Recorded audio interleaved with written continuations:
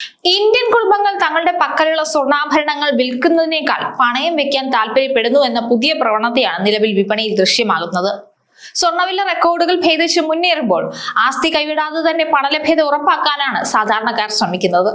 2025 ജനുവരിയിൽ 10 ഗ്രാമിന് 76,750 രൂപയായിരുന്ന വില 2026 ഫെബ്രുവരിയിൽ 1.5 ലക്ഷം രൂപ കടന്ന് വായ്പാശേഷി വർദ്ധിപ്പിച്ചു. സ്വർണത്തെ വെറുമൊരു ആഭരണമായി മാത്രം കാണാതെ അത്യാവശ്യ ഘട്ടങ്ങളിൽ സാമ്പത്തിക പ്രതിസന്ധി മറികടക്കാനുള്ള ഒരു സുരക്ഷിത നിക്ഷേപമായും അസറ്റായും ഒക്കെ മലയാളി ഉൾപ്പെടെയുള്ള ഇന്ത്യൻ കുടുംബങ്ങൾ ഇന്ന് സജീവമായി കണ്ടുവരുന്നുണ്ട്. ഈ മാറ്റം സ്വർണ്ണ വായ്പാ രംഗത്തും വലിയ മുന്നേറ്റത്തിന് കാരണമായിട്ടുണ്ട്. സ്വർണ്ണവിലയിലെ റെക്കോർഡ് കുതിപ്പ് സ്വർണ്ണ പണയ വായ്പകൾ വർദ്ധിപ്പിക്കാൻ കാരണമായി. വിലയിലെ വർധനവ് നിക്ഷേപ ആവശ്യകത വർദ്ധിപ്പിക്കുന്നതിനൊപ്പം കുടുംബങ്ങൾ വിലപിടിപ്പുള്ള ആസ്തികൾ വിൽക്കാതെ തന്നെ പണലഭ്യത വർദ്ധിപ്പിക്കാൻ ശ്രമിക്കുകയും ചെയ്യുന്നുണ്ട്. അതിനാൽ സ്വർണത്തെ അടിസ്ഥാനമാക്കിയുള്ള വായ്പകളിൽ കുത്തനെ വർധനവിന് കാരണമായിട്ടുണ്ട്.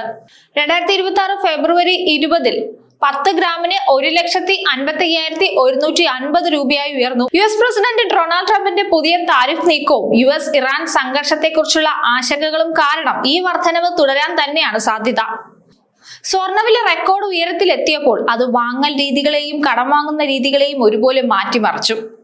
വേൾഡ് ഗോൾഡ് കൗൺസിലിന്റെ ഡേറ്റ കാണിക്കുന്നതനുസരിച്ച് 2025 ആഭരണങ്ങളുടെ ആവശ്യം 12% കുറഞ്ഞുവെന്നാണ്. നിക്ഷേപ ആവശ്യകത മൂല്യത്തിൽ 73% വർദ്ധിച്ചപ്പോൾ സ്വർണ്ണ എക്സ്ചേഞ്ച് ട്രെൻഡ് ഫണ്ടുകൾ നിക്ഷേപത്തിന്റെ ഒരു പ്രധാന പങ്ക് വഹിച്ചു. അതേസമയം വേഗതയിലുള്ള പണലഭ്യത തേടുന്ന കുടുംബങ്ങൾക്ക് സ്വർണ്ണ വായ്പകൾ ഒരു പ്രധാന മാർഗമായി ഉയർന്നു വന്നിട്ടുണ്ട്. കണക്കുകൾ അനുസരിച്ച് 2025 നവംബർ വരെ സ്വർണ്ണ വായ്പാ പോർട്ട്ഫോളിയോ കുടിശ്ശിക 41.9% വാർഷികാടിസ്ഥാനത്തിൽ വർദ്ധിച്ചു. മൊത്തത്തിലുള്ള റീറ്റെയിൽ വായ്പകളിൽ രേഖപ്പെടുത്തിയ 18% വളർച്ചയുടെ ഇരട്ടിയിലധികമാണിത്. സജീവ സ്വർണ്ണ വായ്പ അക്കൗണ്ടുകളുടെ എണ്ണം 2025 നവംബറിൽ 10.3% ഉയർന്ന് 902.6 ലക്ഷമായി. ഇത് മുൻവർഷത്തെ 818.3 ലക്ഷത്തിൽ നിന്ന് സുരക്ഷിത വായ്പകളുടെ വിശാലമായ സ്വീകാര്യതയെ എടുത്തു കാണിക്കുന്നതാണ്. വിലകൾ ഉയർന്നിട്ടും ഗാർഹിക സ്വർണത്തിന്റെ പൂർണ്ണമായ ലിക്വിഡേഷൻ നിയന്ത്രണത്തിലായി. ഇന്ത്യയിൽ പുനരുപയോഗിച്ച സ്വർണത്തിന്റെ ആകെ അളവ് 2025 92.7 ടൺ ആയിരുന്നു. 2024 114.3 ടൺ ആയിരുന്നു. കുടുംബങ്ങൾ ആഭരണങ്ങൾ വിൽക്കുന്നതിനേക്കാൾ പണയം വെക്കാൻ ഇഷ്ടപ്പെടുന്നു എന്നാണ് ഇപ്പോൾ മനസ്സിലാക്കാൻ സാധിക്കുന്നത്.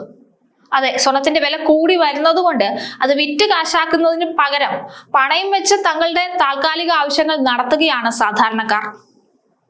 കാരണം സ്വർണം എക്കാലവും ഒരു വലിയ അസറ്റ് തന്നെയാണ്. ഓരോ ദിവസവും സ്വർണത്തിന്റെ മൂല്യം കൂടിക്കൂടി വരികയാണ്. അപ്പൊ എത്ര നാൾ കയ്യിൽ വെക്കുന്നോ അത്രയും ലാഭം ഉണ്ടാവുമെന്ന് തന്നെയാണ് സാധാരണക്കാർ കണക്ക് കൂട്ടുന്നത്. ഈ മാറ്റം ഉപഭോക്താക്കളുടെ മാനസികാവസ്ഥയിലെ വിശാലമായ ഒരു മാറ്റത്തെ തന്നെയാണ് കാണിക്കുന്നത്. ഉപഭോഗത്തിനായി ഗാർഹിക സ്വർണത്തിന്റെ വർദ്ധിച്ചു വരുന്ന ഉപയോഗം ഇന്ത്യൻ കുടുംബങ്ങൾ പണയത്തെയും സാമ്പത്തിക വഴക്കത്തെയും എങ്ങനെ കാണുന്നു എന്നതിലെ വ്യക്തമായ മാറ്റം തന്നെയാണിത്. പരമ്പരാഗതമായി ദീർഘകാല മൂല്യശേഖരമായി കണക്കാക്കപ്പെടുന്ന സ്വർണം ഇപ്പോൾ കൂടുതൽ സജീവമായി ഉപയോഗിക്കുന്നുണ്ട്. റിയൽ എസ്റ്റേറ്റ്, ഡൗൺ പേയ്മെന്റുകൾ, വിവാഹങ്ങൾ, വിദ്യാഭ്യാസം, വാഹന വാങ്ങലുകൾ തുടങ്ങിയ വലിയ ആവശ്യങ്ങൾക്ക് ധനസഹായം നൽകുന്നതിനോ പഴയ ആഭരണങ്ങൾ തിരഞ്ഞെടുത്ത് ധനസമ്പാദനം നടത്തുന്നതിനോ കുടുംബങ്ങൾ സ്വർണം പണയം വെക്കുന്നു. ഈ പ്രവണതകൾക്ക് 2 ഘടകങ്ങളാണ് കാരണം. ഒന്ന്, ഉയർന്ന സ്വർണ്ണ വിലകൾ വായ്പാശേഷി വർദ്ധിപ്പിക്കുന്നു എന്നുള്ളത്.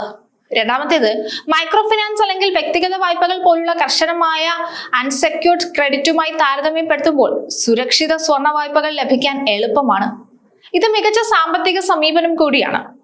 ദീർഘകാല നിക്ഷേപങ്ങളുടെ വിൽപ്പന ഒഴിവാക്കിക്കൊണ്ട് സമയ സെൻസിറ്റീവ് ലക്ഷ്യങ്ങൾ കൈവരിക്കുന്നതിന് ഉപയോഗശൂന്യമായ ഒരു ആസ്തി ഉപയോഗിക്കുകയാണ് ഇതുവഴി ചെയ്യുന്നത്. മുന്നോട്ട് പോകുമ്പോൾ സ്വർണം ഒരു താൽക്കാലിക ആവശ്യങ്ങൾക്കുള്ള ഒരു ആസ്തിയായി കാണുന്നുണ്ട്. സ്വർണം എന്നത് വെറും അലങ്കാരത്തിനപ്പുറം ഇന്ത്യക്കാരുടെ സാമ്പത്തിക സുരക്ഷാ കവചമായി മാറിയിരിക്കുകയാണ്. വില കൂടുമ്പോൾ ആഭരണങ്ങൾ വിറ്റ് ലാഭം എടുക്കുന്നതിന് പകരം അവ പണയപ്പെടുത്തി വലിയ ലക്ഷ്യങ്ങൾക്കായി പണം കണ്ടെത്തുന്ന രീതി ഉപഭോക്താക്കളുടെ ഒരു സാമ്പത്തിക കാഴ്ചപ്പാടിനെയാണ് സൂചിപ്പിക്കുന്നത്. ആഗോള രാഷ്ട്രീയ സാഹചര്യങ്ങൾ സ്വർണ്ണവില ഇനിയും വർദ്ധിപ്പിക്കാൻ സാധ്യതയുള്ളതിനാൽ വരും വർഷങ്ങളിലും വായ്പാ വിപണിയിൽ സ്വർണം തന്നെയാകും പ്രധാന താരം. ദീർഘകാല നിക്ഷേപം സംരക്ഷിച്ചുകൊണ്ട് തന്നെ ഹ്രസ്വകാല ആവശ്യങ്ങൾ നിറവേറ്റാൻ സ്വർണ്ണ വായ്പകൾ സഹായിക്കുന്നു എന്നത് ഈ മേഖലയുടെ സുസ്ഥിരമായ വളർച്ചയ്ക്ക് അടിവരയിടുന്നത് കൂടിയാണ്. അതെ, എന്തായാലും ആരും ഇപ്പൊ സ്വർണം വിൽക്കാൻ തയ്യാറല്ല. സ്വർണം വിൽക്കാതെ പണയം വെച്ച് താൽക്കാലിക ആവശ്യങ്ങൾ നടത്താനാണ് എല്ലാവരും ശ്രമിക്കുന്നതെന്ന് ചുരുക്കം.